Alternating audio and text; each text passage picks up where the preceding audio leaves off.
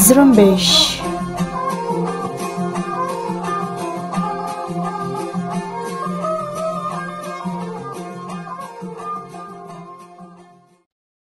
یہ ریڈیو زرمبش اردو کی آواز ہے۔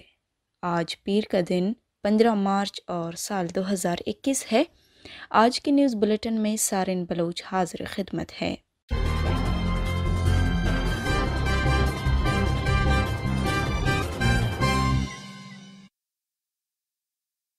آج کے نیوز بلیٹن میں بلوچستان سمیت علاقائی اور عالمی خبریں شامل ہیں۔ سب سے پہلے پیش خدمت ہے بلوچستان سے متعلق خبریں۔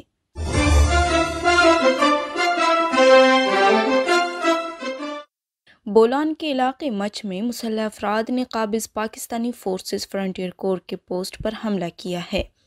حملہ مچ اور مارگٹ کے درمیانی علاقے کندار کے مقام پر کیا گیا۔ حملے کے بعد نامعلوم مسلح افراد فرار ہو گئے ہیں۔ حملے کے نتیجے میں قابض فورسز کو جانی اور مالی نقصان کی اطلاعات ملی ہیں۔ یونائیٹڈ بلوچ آرمی کے ترجمان مزار بلوچ نے کہا ہے کہ ہفتے کی رات 12 بجے UBA کے سرمچاروں نے تربت کے علاقے سیٹلائٹ ٹاؤن میں قابض فورسز کی گشتی ٹیم پر دستی بم سے حملہ کیا۔ حملے میں قابض فورسز کو جانی اور مالی نقصان کا سامنا کرنا پڑا۔ مزار بلوچ نے مزید کہا ہے کہ ان کے حملے بلوچستان کی آزادی تک جاری رہیں گے۔ قابض پاکستانی فورسز اور اس کے خفیہ اداروں نے ماچی چیک پوسٹ سے گل محمد ولد جمال نامی شخص کو جبری طور پر لاپتہ کر دیا ہے۔ ریڈیو زرمبش کو ملنے والی اطلاعات کے مطابق 65 سالہ گل محمد 6 مارچ کو اپنے گاؤں منڈائی سے سبی کی طرف جا رہا تھا کہ خفیہ اداروں نے اسے ماچی چیک پوسٹ پر اٹھایا اور قریبی فوجی کیمپ میں منتقل کر دیا۔ گل محمد کے لواحقین کے مطابق پاکستانی فوج کے اداروں نے گل محمد کو بغیر کسی عدالتی حکم نامہ کے اٹھا کر غیر قانونی طور پر اپنے حراست میں رکھا ہے۔ لواحقین نے اپیل کی ہے کہ گل محمد کو جلد از جلد بازیاب کیا جائے۔ قابض پاکستانی فورسز کے ہاتھوں جبری طور پر لاپتہ 2 افراد بازیاب ہوئے ہیں۔ ریڈیو زرمبش کو ملنے والی اطلاعات کے مطابق 9 مارچ کو نوشکی سے جبری طور پر لاپتہ نوجوان اعجاز بلوچ بازیاب ہوا ہے۔ اعجاز بلوچ کے لواحقین نے ان کی بازیابی کی تصدیق کر دی ہے۔ دوسری طرف 21 فروری سال 2021 کو کوئٹہ سے تونس شریف جاتے ہوئے رکنی FC چیک پوسٹ سے جبری گمشدگی کے شکار ہونے والا عبدالغفار ولد محمد خان بھی بازیاب ہوا ہے۔ Voice for Baloch missing persons نے دونوں لاپتہ افراد کے بازیابی کی تصدیق کی ہے۔ پنجاب کے دارالحکومت لاہور میں لیبرٹی چوک پر بلوچ کونسل لاہور کے زیر اہتمام قابض پاکستانی فورسز کے ہاتھوں نوید بلوچ کی جبری گمشدگی کے خلاف احتجاجی مظاہرہ کیا گیا۔ مظاہرے میں لاہور کے مختلف تعلیمی اداروں سے وابستہ طلباء و طالبات کی بڑی تعداد نے شرکت کی۔ مظاہرے میں شریک مظاہرین نے ہاتھوں میں پلے کارڈز اور بینرز اٹھائے حکومت سے نوید بلوچ کی بحفاظت بازیابی کا مطالبہ کیا۔ اس موقع پر مظاہرین نے کہا کہ بجائے دیگر لاپتہ افراد کو بازیاب کیا جائے، مزید نوجوانوں کو لاپتہ کیا جا رہا ہے۔ مظاہرین نے کہا کہ نوید بلوچ کی جبری گمشدگی کے خلاف مہم جاری رہے گی۔ واضح رہے Naveed Baloch university of engineering and technology Lahore میں مائننگ ڈپارٹمنٹ کے 8ویں سیمسٹر کے طالب علم ہیں، جن کا تعلق بلوچستان کے شہر تربت شہرک سے ہے۔ بلوچ اسٹوڈنٹس آرگنائزیشن آزاد کے سابق چیئرمین زاہد بلوچ کی جبری گمشدگی کو 7 سال مکمل ہونے پر اہل خانہ نے ایک بیان میں کہا ہے کہ زاہد بلوچ کی جبری گمشدگی سے پورا خاندان سخت اذیت اور کرب میں مبتلا ہے۔ زاہد کی غیر موجودگی میں ان کے چھوٹے بچے باپ کے سائے سے محروم رہنے کے ساتھ تعلیم کو جاری رکھنے میں بھی مشکلات کا سامنا کر رہے ہیں۔ انہوں نے کہا کہ زاہد بلوچ کو 7 سال پہلے 18 مارچ سال 2014 کو کوئٹہ کے علاقے سیٹلائٹ ٹاؤن میں پاکستانی فورسز کے اہلکاروں نے جبری طور پر لاپتہ کیا تھا، جو اب تک لاپتہ ہیں۔ اہل خانہ کے مطابق زاہد بلوچ کی بحفاظت بازیابی کے لیے 18 مارچ کو کوئٹہ پریس کلب کے سامنے ایک احتجاجی مظاہرہ ریکارڈ کیا جائے گا۔ جبکہ اسی دن کے نام سے سیو زاہد بلوچ کی ہیش ٹیگ سے سوشل میڈیا میں ایک کیمپین بھی چلائی جائے گی۔ Voice for Baloch missing persons کے وائس چیئرمین ماما قدیر بلوچ نے کوئٹہ میں وی بی ایم پی کے احتجاجی کیمپ میں اپنے خیالات کا اظہار کرتے ہوئے کہا ہے کہ سی ٹی ڈی کے ہاتھوں جعلی مقابلوں میں مارے جانے والے لاپتہ افراد کے حوالے سے شواہد موجود ہیں کہ انہیں مختلف علاقوں سے پاکستانی خفیہ اداروں اور فورسز نے حراست میں لے کر لاپتہ کر دیا تھا۔ اس موقع پر سی ٹی ڈی کے ہاتھوں گرفتار سید اویس شاہ کے والد نے کیمپ آ کر میڈیا سے گفتگو کر کے اپنے بیٹے کی جبری گمشدگی سے متعلق تفصیلات فراہم کیے۔ ماما قدیر بلوچ کا مزید کہنا تھا کہ گزشتہ دنوں مستونگ کے علاقے اسپلنجی میں 5 افراد کو جعلی مقابلے میں مارا گیا، جبکہ گزشتہ روز مزید 2 نوجوانوں کو سی ٹی ڈی حکام نے گرفتار کرنے کا دعویٰ کیا، لیکن ہمارے پاس ریکارڈ موجود ہے کہ مذکورہ نوجوانوں کو پہلے ہی حراست میں لے کر لاپتہ کیا گیا تھا۔ مکرانگ کوسٹل ہائی وے پر تیز رفتار پک اپ گاڑی حادثے کا شکار ہوا ہے، جس کے نتیجے میں ایک شخص زخمی ہوا۔ مستونگ کے علاقے کھڈکوچہ میں بدرنگ کے مقام پر کرولا کار الٹنے سے 2 افراد موقع پر ہلاک ہو گئے۔ لیویز نے دونوں لاشیں غوث بخش رئیسانی میموریل ہسپتال منتقل کر دیا۔ کوئٹہ کے علاقے ہزار گنجی میں کوئٹہ سے ہرنائی جاتے ہوئے ٹرک میں اچانک آگ بھڑک اٹھی، جس سے لاکھوں روپے کا سامان جل کر خاکستر ہوا۔ آگ شارٹ سرکٹ کی وجہ سے لگا، حادثے میں کوئی جانی نقصان نہیں ہوا۔ خضدار میں کراچی سے کوئٹہ جانے والی السیف مسافر کوچ بے قابو ہو کر الٹ گئی، جس سے ایک شخص ہلاک جبکہ متعدد زخمی ہوئے۔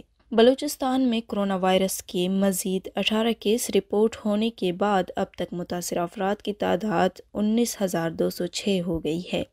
محکمہ صحت بلوچستان کے کرونا وائرس آپریشن سیل کی جاری کردہ رپورٹ کے مطابق بلوچستان کے 3 اضلاع کوئٹہ، خضدار اور یوب سے کرونا وائرس کے 18 نئے کیس رپورٹ ہوئے ہیں۔ رپورٹ کے مطابق بلوچستان میں مزید 8 مریض صحت یاب ہونے کے بعد مجموعی طور پر صحت یاب ہونے والوں کی تعداد 18,868 ہو گئی ہے، جبکہ کرونا وائرس کے فعال مریضوں کی تعداد 136 اور اموات کی تعداد 202 ہے۔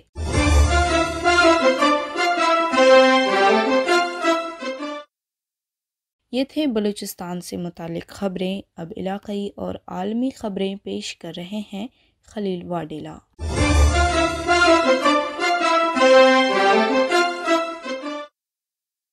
پشتون تحفظ موومنٹ کے سربراہ پر قاتلانہ حملہ کیا گیا ہے۔ اطلاعات کے مطابق ان کی گاڑی پر نامعلوم مسلح افراد نے فائرنگ کی، تاہم وہ خود اس حملے میں محفوظ رہے۔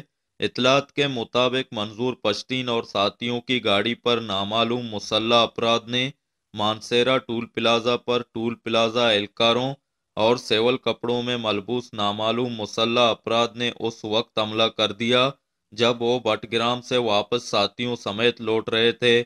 جس وقت ان کی گاڑی پر فائرنگ کی گئی، اس وقت گاڑی میں پشتون تحفظ موومنٹ کے سربراہ منظور پشتین، پشتونخوا ملی عوامی پارٹی کے رہنما اور سابق سینیٹر عثمان کاکڑ اور دیگر رہنما موجود تھے، تاہم تمام افراد حملے میں محفوظ رہے۔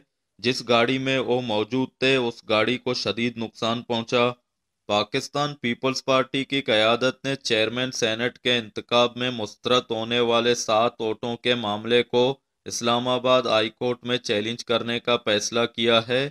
اس حوالے سے پیپلز پارٹی نے فاروق ایچ نائک، نیئر بخاری اور لطیف کوسہ پر مشتمل قانونی ٹیم بنا دی ہے۔ دوسری طرف بلاول بھٹو زرداری نے کہا کہ 7 ووٹوں پر ڈاکہ پی ڈی ایم کو تقسیم کرنے کی ناکام سازش ہے۔ انہوں نے کہا کہ پیپلز پارٹی کو کمزور نہ سمجھا جائے۔ ووٹ پر ڈاکہ پارلیمنٹ کے اندر اور باہر ہر فورم پر چیلنج کیا جائے گا۔ پاکستان میں کورونا وائرس کی برطانیہ کی قسم تیزی سے پھیلنے لگی ہے، جس کے ساتھ ہی نئے کیسز کی شرح میں اضافہ ہونے لگا ہے۔ پاکستانی میڈیا کے مطابق پنجاب کے شہر گجرات میں کورونا وائرس کی نئی لہر شدت اختیار کر گئی ہے۔ دوسری طرف پاکستان بھر میں کورونا وائرس کے مزید 46 مریض جان کی بازی ہار گئے ہیں۔ دوسری طرف پاکستان کے دارالحکومت اسلام آباد کی انتظامیہ نے کورونا وائرس کی نئی لہر سے نمٹنے کے لیے اقدامات تیز کر دیے ہیں۔ ڈی سی اسلام آباد کے مطابق انتظامیہ نے ماسک کے استعمال سے متعلق دفعہ 144 نافذ کر دی ہے۔ اب ماسک نہ پہننے والے شہریوں کے خلاف کارروائی کی جائے گی۔ اسرائیلی وزیر اعظم بن یامین نیتن یاہو نے ایک بار پھر اس عزم کا اظہار کیا ہے کہ وہ ایران کو جوہری ہتھیار حاصل کرنے سے ہر قیمت پر روکیں گے۔ انہوں نے یہ بات اسرائیلی ٹی وی چینل 13 کو دیے گئے ایک انٹرویو میں کہی۔ نیتن یاہو کا کہنا تھا کہ ان کے اور امریکی صدر جو بائیڈن کے درمیان اچھے تعلقات ہیں، مگر یہ تعلقات دوسروں کے کام ہرگز نہیں آئیں گے۔ نیتن یاہو کا مزید کہنا تھا کہ انہوں نے بائیڈن کو آگاہ کر دیا ہے کہ اسرائیل ایرانی نظام جیسے کسی شدت پسند نظام کے ساتھ کسی معاہدے کو خاطر میں نہیں لائے گا۔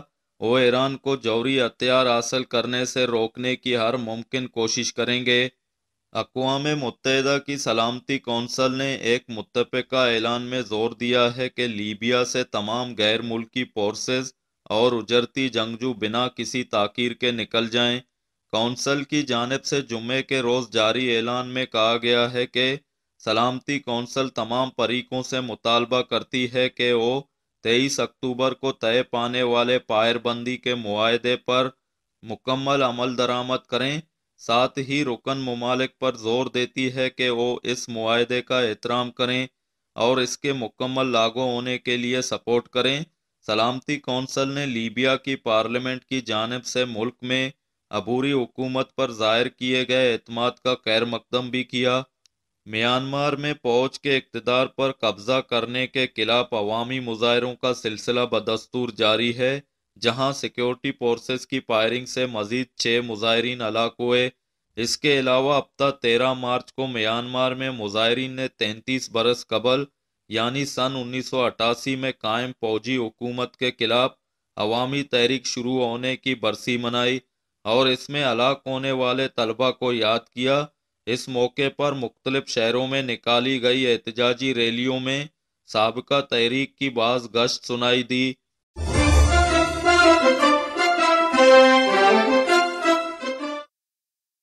اسی کے ساتھ ہی آج کے نیوز بلیٹن کا اختتام ہوتا ہے۔ سارن بلوچ کو اجازت دیجیے اور مزید خبروں کے لیے وزٹ کرتے رہیے ہماری ویب سائٹ زرمبش.com۔